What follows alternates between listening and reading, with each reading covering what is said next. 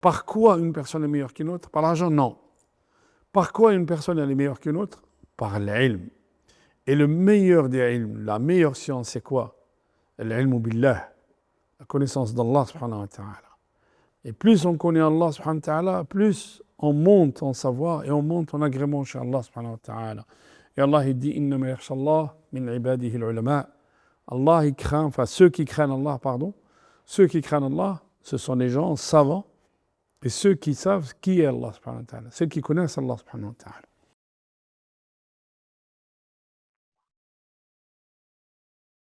Bismillah, walhamdulillah, wa salatu salam ala rasulillah, wa la hawla wa la quwwata illa billah. رب اشرح لي صدري ويسر لي امري واحلل عقدة من لساني يفقهوا قولي سبحانك لا علم لنا الا ما علمتنا انك انت العليم الحكيم اللهم علمنا ما ينفعنا وانفعنا بما علمتنا وزدنا علما.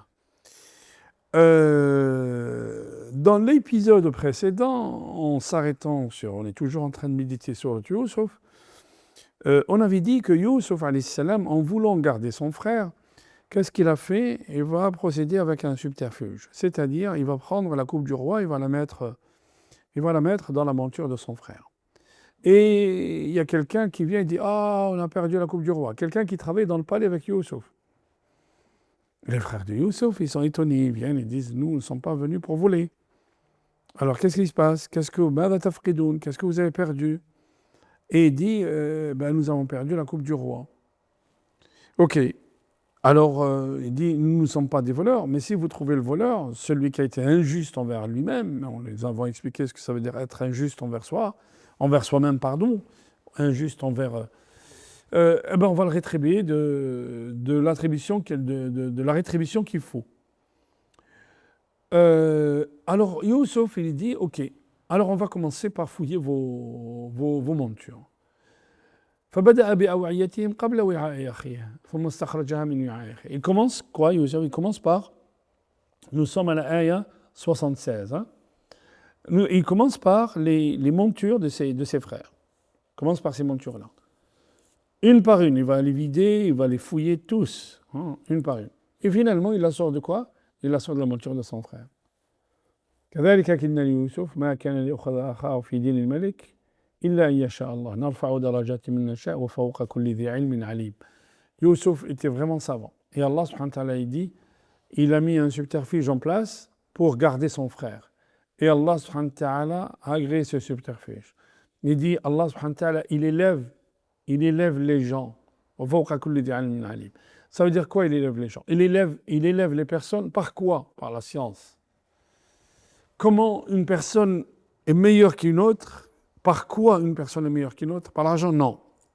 Par quoi une personne est meilleure qu'une autre? Par l'ilm. Et le meilleur des ilms, la meilleure science, c'est quoi? L'ilm billah, la connaissance d'Allah subhanahu wa ta'ala. Et plus on connaît Allah subhanahu wa ta'ala, plus on monte en savoir et on monte en agrément chez Allah subhanahu wa ta'ala. Et Allah il dit innama yakhshallah min ibadihi al-ulama. Allah il craint, enfin ceux qui craignent Allah,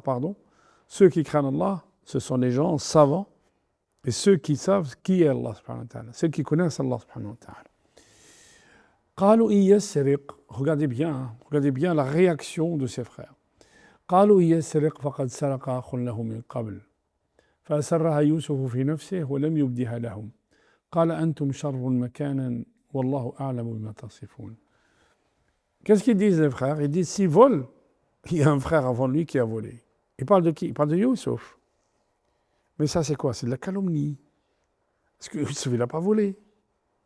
Et en fait, c'est idem, comme son frère en fait. Ils sont de la même mère. Vous avez vu la jalousie des gens? Et Youssouf, il entend ça, il la garde dans son fort intérieur. Il ne réagit pas à ça. Vous voyez, il est kadham al-ghayb, il est magnanim, halim. Il voit le mal, il le garde, il ne dit rien.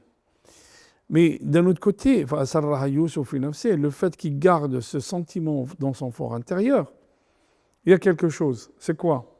C'est que Allah subhanahu wa ta'ala, pour qu'il nous dise ce qui se passe, pour qu'on sache, nous, à travers les Écritures, ce qui se passe dans l'âme de Youssouf, qui pouvait lui dévoiler ça? Qui peut savoir ce qui se passe dans le fort intérieur de quelqu'un qui est en face de toi? Qui peut dire ça?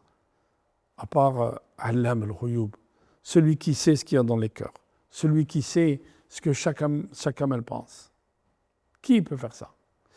Alors, Youssouf, il n'a pas dévoilé son amertume. Il leur dit, vous êtes vraiment mauvais. Vous êtes vraiment mauvais parce que non seulement ils ont essayé de se débarrasser de Youssouf, mais en plus, qu'est-ce qu'ils ont fait? Ils le calomnient Youssouf. Mais ils pensent qu'il n'est pas là alors qu'il est en face d'eux. قالوا يا أيها العزيز إن له أبا شيخا كبير فخذ أحدنا مكانه إننا نراك من المحسنين. Ils disent, toi qui es bienfaisant, nous avons fait le maximum pour le ramener avec nous. Et son père, il est vraiment avancé dans l'âge. Hein?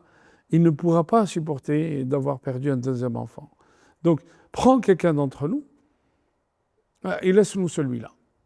Laisse-nous. Prends d'entre Il dit non. Youssouf alayhi salam, il dit قال معاذ الله أن نأخذ إلا من وجدنا متاعنا عنده إنا إذا لظالمون. Il dit on ne va pas condamner quelqu'un pour un crime commis par quelqu'un d'autre. Nous serons ainsi injustes. Non. On a trouvé la coupe du roi dans sa monture, c'est lui qui doit être rétribué, c'est lui qui doit payer pour ça. À la fin, ils ont tout essayé. Allah subhanahu wa ta'ala, ils ont tout essayé, ils ont négocié, ils ont tout essayé. C'est-à-dire il n'y a plus d'espoir qu'ils cèdent ou qu'ils changent d'avis. Khalasu najiya, ils sont réunis en groupe. قال كبيرهم ألم تعلموا أن أباكم قد أخذ عليكم موثقا من الله ومن قبل ما فرطتم في يوسف فلن أبرح الأرض حتى يأذن لي أبي أو يحكم الله لي وهو خير الحاكمين. Le plus grand, le plus sage, il dit vous avez fait un pacte avec votre père. Vous avez fait un pacte scellé avec votre père que vous ne devez jamais laisser Benyamin, jamais. Et là, qu'est-ce que vous allez faire? Vous allez priver votre père de Benyamin et vous allez revenir vers lui comme vous avez fait avec Youssouf. Hein? Il dit, écoutez, moi, je ne quitte pas ce pays, il est en Égypte, je ne quitte pas ce pays jusqu'à ce que Allah subhanahu wa ta'ala, jusqu'à ce que mon père il me l'autorise, il me le permette, ou bien Allah subhanahu wa ta'ala nous facilite. ارجعوا إلى أبيكم فقولوا يا أبنا إن ابنك سرق وما شهدنا إلا بما علمنا وما كنا للغيب حافظين. Il dit, revenez vers votre père et dites-lui que ton fils, il a volé et que cette scène de vol, nous avons assisté, que nous ne témoignons que ce que nous avons vu. Et quant à l'invisible, ce qui s'est passé réellement ou derrière les coulisses, on ne le sait pas. Il n'y a que Allah subhanahu wa ta'ala qui sait. Et demande واسأل القرية التي كنا فيها والعير التي أقبلنا فيها وإنا لصادقون. Et demande aux gens les gens de Médine, enfin les gens qui habitent cette ville, pardon, dans laquelle nous étions, et la caravane avec laquelle nous sommes arrivés jusque-là, et tu verras que nous sommes véridiques. Il y a une petite remarque là, واسأل القرية, demande à la ville. Il demande à la caravane. Là, on vous dit, c'est l'appropriation du texte. On ne peut pas demander à la caravane, on ne peut pas demander à la ville. En fait, il y a quelque chose dont on ne parle pas, mais qu'on comprend. Et on vous dit, ça c'est l'appropriation. اقتضاء النص في comment dire, في المباحث اللغوية, quand on cherche dans la langue arabe, on dit اقتضاء النص. اقتضاء النص, ça veut dire quoi? Quand Allah subhanahu wa ta'ala nous dit حرمت عليكم الميتة والدم ولحم الخنزير, qu'est-ce qu'on comprend? Vous c'est interdite la bête morte, le maïta, le sang, et l'ahm al-khinzir. Qu'est-ce qu'on comprend? On comprend qu'il ne faut pas se marier avec le khinzir? Non, on comprend qu'il ne faut pas manger. Voilà.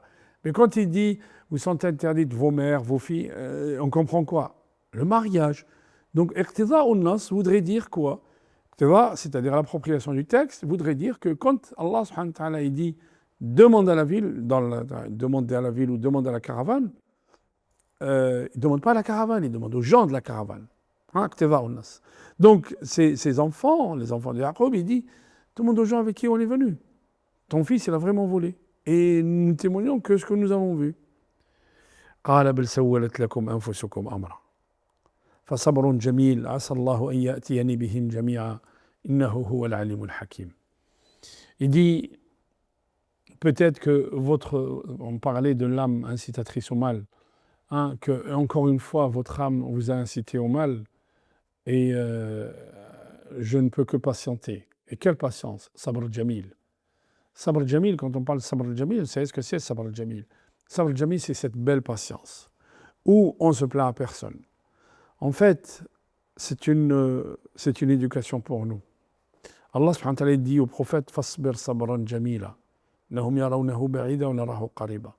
Et une belle patience. Parce que eux, ils voient quoi? Ils voient que les choses. Enfin, ils parlent du jugement dernier. Ils le voient loin. Et Allah subhanahu wa ta'ala, il le voit tout proche. La notion du temps n'est pas la même pour tout le monde. Allah, il le voit tout proche. Et là, Yaqub alayhi salam, il dit Fasabrun jamil. Une belle patience. Une belle patience où tu te plains à personne. Parce que généralement, quand on se plaint aux gens, qu'est-ce qu'ils peuvent faire, les gens, pour nous? À part de la compassion. Le maximum qu'ils puissent avoir, c'est un peu de compassion. Il va dire, on a tué mon fils. Il va dire, mes enfants ont tué leur frère. Qu'est-ce qu'il va dire? Il ne va rien dire.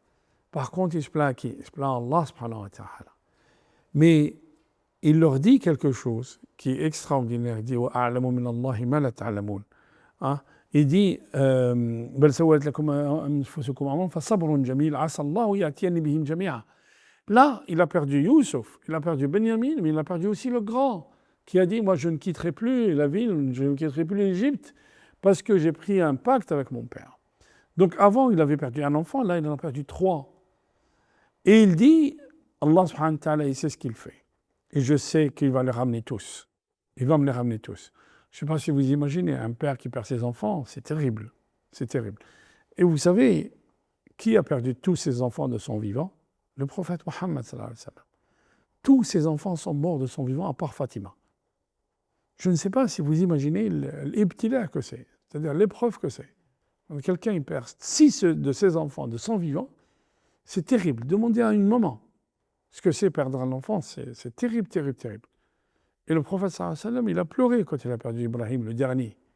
Et Allah subhanahu wa ta'ala, Allah Hakim, c'est ce que dit Yaqub. Allah Hakim, pourquoi? Allah subhanahu wa ta'ala n'a pas voulu laisser des descendants aux prophètes. Parce que s'il avait laissé des descendants aux prophètes, les gens auraient adoré peut-être les descendants de Mohammed. Regardez ce que les Shia font de Fatima. Ce que les Shia font de Ali, qui est un cousin proche du prophète sallallahu alayhi wa sallam. Ils l'ont mis au-dessus du prophète, astaghfirullah al-azim. Regardez, où est-ce que les gens le voient. Et Allah subhanahu wa ta'ala a dit, Mohammed c'est le dernier des messagers. Il n'y aura pas d'héritier derrière, il n'y aura pas d'enfant derrière. Mais en appliquant le décret d'Allah, effectivement le prophète il passe par une épreuve. Et là c'est le décret d'Allah. C'est pour ça que Yaqub dit, Allah subhanahu wa ta'ala va me les ramener. Pourquoi? Parce que j'accepte le décret d'Allah, et non seulement j'accepte le décret d'Allah, mais Allah il va tous me les ramener, Inch'Allah. وتولى عنهم وقال يا أسف على يوسف وابيضت عيناه من الحزن فهو كظيم. Vous dites que Omar ibn Khattab, quand il lit ça, il pleure comme un bébé. Il s'est isolé d'eux. Et il parle de qui? Il dit, oh, mes regrets sur Youssouf alayhi salam. وابيضت عيناه من الحزن. Ses yeux sont devenus blancs, d'affliction. فهو كظيم. Il cache son affliction et sa tristesse au fond de lui-même. Et ses enfants qui sont autour, la famille qui est autour, il dit Tallahi, قالوا تالله تفتأ تذكر يوسف حتى تكون حرضا أو تكون من الهالكين. Soit tu vas devenir fou, soit tu meurs. Tu continues de parler de Joseph depuis plus de 40 ans. Khlas, il est parti, il est parti. Il est mort, il est mort. Enfin, pour eux. Et qu'est-ce qu'il leur dit? قال إنما أشكو بثي وحزني إلى الله وأعلم من الله ما لا تعلمون. Cette phrase qui est revenue avec nous. Il dit, je me plains à qui? Pas à vous, je me plains à Allah. Bathi wa huzni, tout ce que j'ai comme amertume, tout ce que j'ai comme affliction, comme amertume, je me plains à qui? Je me plains à Allah, pas à vous. Okay? Et je sais d'Allah ce que vous ne savez pas. Je sais d'Allah subhanahu wa ta'ala ce que vous ne savez pas. Et qu'est-ce qu'il leur dit?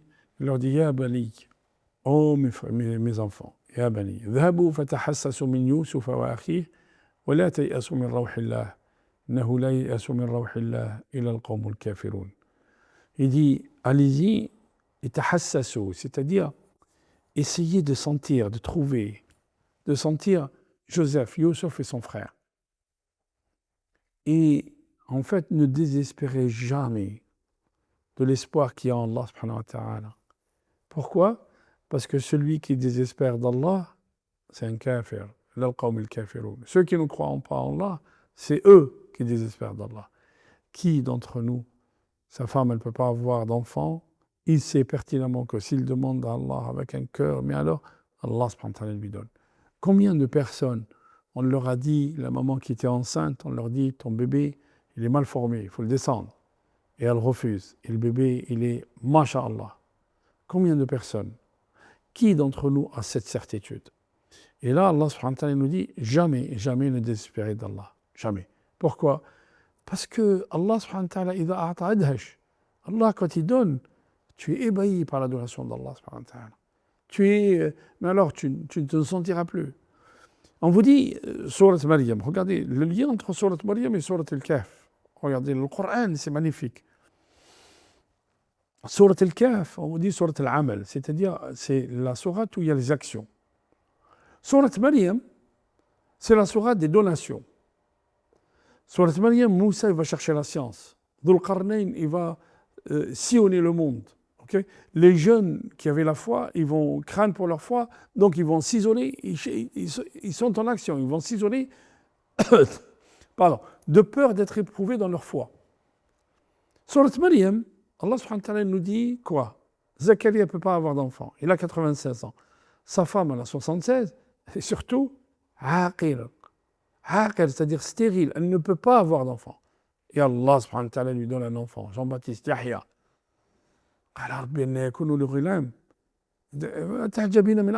Comment tu peux être étonné de ce qu'Allah subhanahu wa ta'ala peut faire? كذلك الله يخلق ما يشاء يفعل ما يشاء يفعل في زكريا parce que الخلق c'est في مريم et Maryam أن يكون لي غلام ولم يمسسني بشر comment puis-je avoir un enfant personne ne m'a touché قال كذلك قال ربك c'est Allah qui décide en fait regardez bien quand Allah subhanahu wa ta'ala donne un rizq il nous donne un rizq.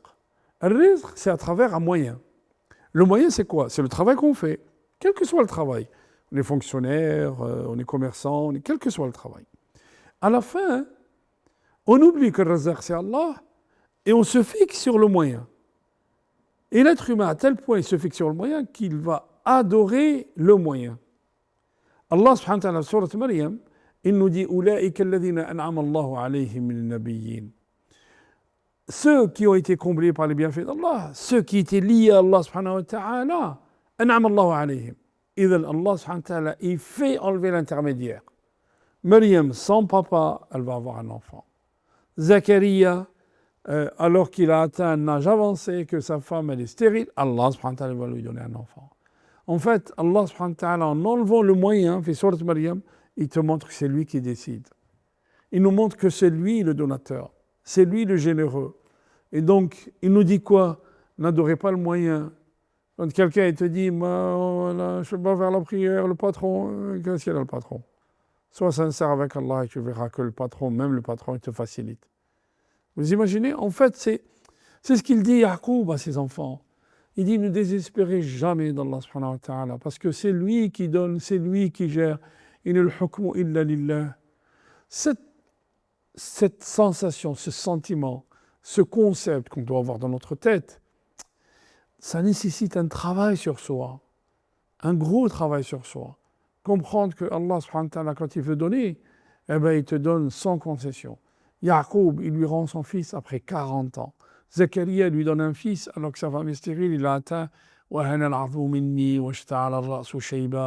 ma tête est devenue, mais alors, c'est-à-dire elle est allumée en cheveux blancs. Et je ne peux plus porter da'wa ya Allah. Je ne peux plus porter le message tout seul. Donne-moi quelqu'un qui soit jeune, qui soit fort. C'est ce que dit Zacharia. Et Allah subhanahu wa ta'ala lui donne. Et là, Yaqub alayhi salam, il dit à ses enfants, ne désespérez jamais d'Allah subhanahu wa ta'ala. Même si vous me dites qu'il est mort, moi je sais qu'il n'est pas mort et qu'il est toujours hayyun yurzaq. Et un jour, il va me revenir. Regardez. Les frères de Youssouf, ils vont revenir en Égypte. Et là, d'ailleurs, on vous dit, les frères de Youssouf, on vous dit quelque chose, comment Moussa s'est retrouvé en Égypte. Comment Moussa s'est retrouvé en Égypte. Eh bien justement, Moussa, c'est le descendant de Yaqub. Bani Israël. Et Youssouf, c'est lui qui a ramené toute sa famille en Égypte. Et ils se sont établis là. Mais avec le temps, ils sont différents, ils viennent du pays de Canaan. Avec le temps, le Pharaïna, ils les ont rendus en esclavage. Donc du coup, ils sont devenus esclaves les Égyptos, comme on dit. Hein, l'Égypte, c'est ça, hein, les Égyptiens pharaoniques, les pharaons, les ont remis en esclaves. Et donc, les frères de Youssef, ils vont, فَلَمَّا دَخَلُوا عَلَيْهِ قَالُوا يَا أَيُّهَا الْعَزِيزُ مَسَّنَا وَأَهْلُنَا الضُّرُّ وَجِئْنَا بِبِضَاعَةٍ مُزْجَاةٍ فَأَوْفِ لَنَا الْكَيْلَ وَتَصَدَّقْ عَلَيْنَا إِنَّ اللَّهَ يَجْزِي الْمُتَصَدِّقِينَ. Ils viennent en pleurant. Ils disent, oh Joseph, Ya ayyuha al-aziz, toi le noble, nous sommes vraiment, vraiment atteints par la disette, nous sommes vraiment atteints par la pauvreté. Alors, sois généreux avec nous, comme tu l'as toujours été, parce que, en fait, ils quémandent carrément, hein, ils sont en train de quémander. Hein. وَتَصَدَّقْ عَلَيْنَا إِنَّ اللَّهَ يَجْزِي الْمُتَصَدِّقِينَ. Allah, il va te compenser parce que tu es un être bienfaisant. Et là, Joseph, Youssouf alayhi salam, il va les titiller. Il dit, qu'est-ce que vous avez fait de Youssouf et de son frère? هل علمتم ما فعلتم بيوسف وأخيه أنتم جاهلون, alors que c'est vraiment ignorant. قالوا إنك لأنت يوسف قال أنا يوسف وهذا أخي قد من الله علينا إنه من يتقي ويصبر فإن الله لا يضيع أجر المحسنين. Il dit, oui, je suis Joseph, je suis Youssouf. Et ça, c'est mon frère. Il ne prend pas le bras comme ça. Il l'enlace. قَدْ مَنَّ اللَّهُ عَلَيْنَا. Allah nous a comblé de ses bienfaits. Celui qui patiente et qui endure, Allah subhanahu wa ta'ala jamais fera perdre l'action des bienfaisants. On va revenir avec cette ayah dans le prochain épisode, Inch'Allah. Parce que c'est une ayah qui est la clé de voûte de Surat Yusuf. On a dit que dans la Surat Yusuf, il y a 2 ayats. Il y a la première ayah, Wallahu ghalibun ala amrihi, walakinna akthara an-nasi la ya'lamun. Allah est Seigneur dans son commandement, mais la plupart des gens ne savent pas. Et celle-là, قالوا إنك لأنت يوسف قال أنا يوسف وهذا أخي قد من الله علينا. Et la dernière phrase qui dit إنه من يتقي ويصبر فإن الله لا يضيع أجر المحسنين. Celui qui craint et qui patiente, qui a cette crainte révérentielle d'Allah et qui patiente et qui endure. Patiente pas une semaine, hein, patiente pas un mois. Il a patienté 40 ans. Celui qui endure et qui patiente, Allah subhanahu wa ta'ala, son action, il ne la rendra jamais vaine. Jamais. C'est pareil, c'est une leçon pour nous. أقول قولي هذا وأستغفر الله لي ولكم. Je vous laisse méditer sur cette ayah. سبحانك اللهم وبحمدك نشهد أن لا إله إلا أنت نستغفرك ونتوب إليك. سبحان ربك رب العزة عما يصفون. سلام على المرسلين الحمد لله رب العالمين. السلام عليكم ورحمة الله تعالى وبركاته.